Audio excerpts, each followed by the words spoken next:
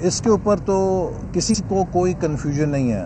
سب جماعتیں اتفاق رائے سے مطالبہ کر رہی ہیں کہ 8 فروری کو انتخابات کا انعقاد ہونا چاہیے.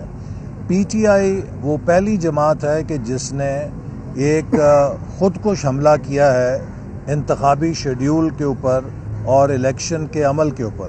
تو لہٰذا اس کی ہم مذمت کرتے ہیں، اور جیسے میں نے کہا کہ ہم امید کرتے ہیں کہ چیف الیکشن کمشنر اور چیف جسٹس سپریم کورٹ اس کا نوٹس لیں گے اور ایسا لائحہ عمل نکالیں گے جس سے بروقت انتخابات ہو سکیں.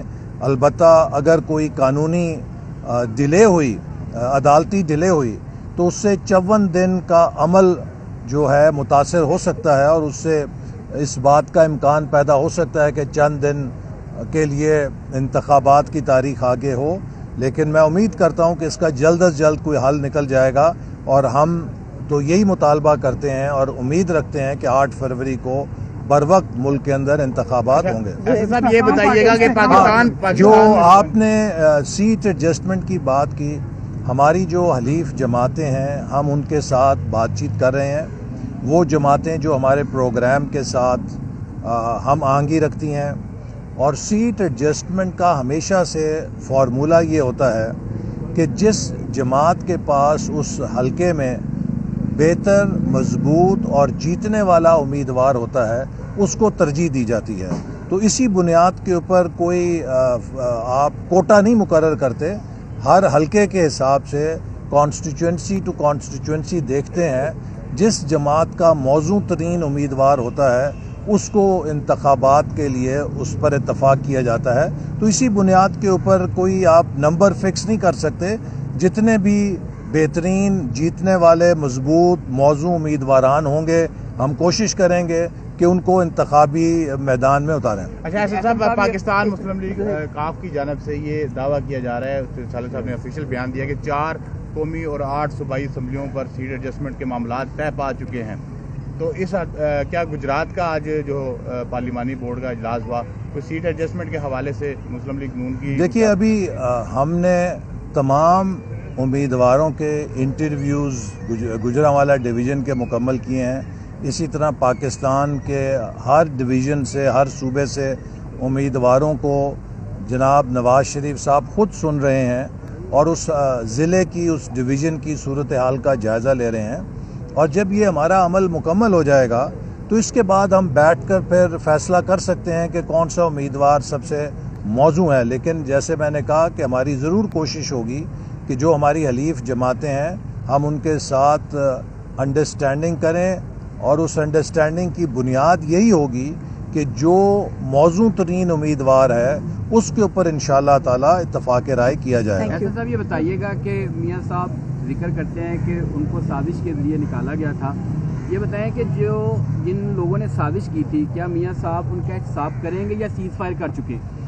دیکھیے، نواز شریف صاحب جو بات بار بار دہرا رہے ہیں کہ وہ یہ بات کسی انتقام کے جذبے سے نہیں کر رہے، وہ یہ بات اس سوچ کے تحت کر رہے ہیں کہ یہ جو گھنونا کھیل کھیلا گیا، جس کی سزا جہاں انہیں ذاتی طور پہ، ذاتی حیثیت میں ان کے انتہائی محترم اور قریبی رشتوں کی قربانی کے نتیجے میں ملی، لیکن اس سے بڑی سزا پاکستان کے 24 کروڑ عوام کو ملی.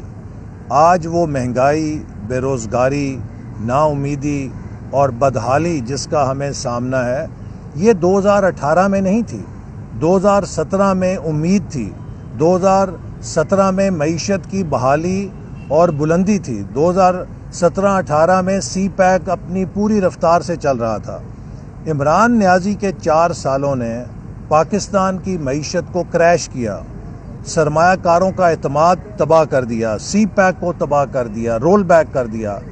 ان تمام اقدامات کے نتیجے میں اور وہ قرضے جو انہوں نے لے کر ملک کو جن میں جکڑ دیا، اس کے نتیجے میں آج معیشت ہماری بیمار معیشت ہے.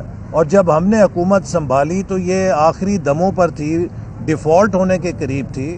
ہمارا سب سے بڑا چیلنج یہ تھا کہ ہم اسے ڈیفالٹ ہونے سے بچائیں، جس سے ہم نے بچا لیا، اور اس کو کم از کم ایمرجنسی وارڈ سے نکال کے جو بحالی کا وارڈ ہے اس میں ہم لے گئے اور اب نگران حکومت اس پہ کام کر رہی ہے اور اگلی حکومت جو آئے گی وہ مزید اس پہ کام کرے گی.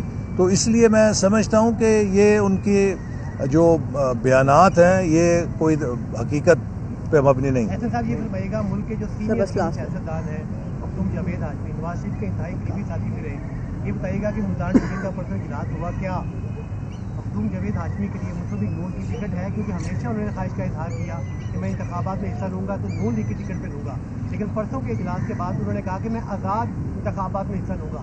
نون لیگ کے پاس ان کے لیے ایک ٹکٹ نہیں ہے. دیکھیے جہاں تک میرے علم کا تعلق ہے میں اس اجلاس میں تھا, میں نے ان کی اپلیکیشن نہیں دیکھی کہ مسلم لیگ نون کی ٹکٹ کے لیے انہوں نے اپلائی کیا ہے.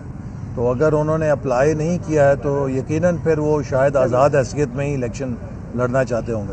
آپ نے بھی اپلائی کیا ہے؟ جی آپ نے بھی اپلائی بالکل کیا جی. صاحب نے بھی کیا ہے, سب نے آج صبح کیا جی.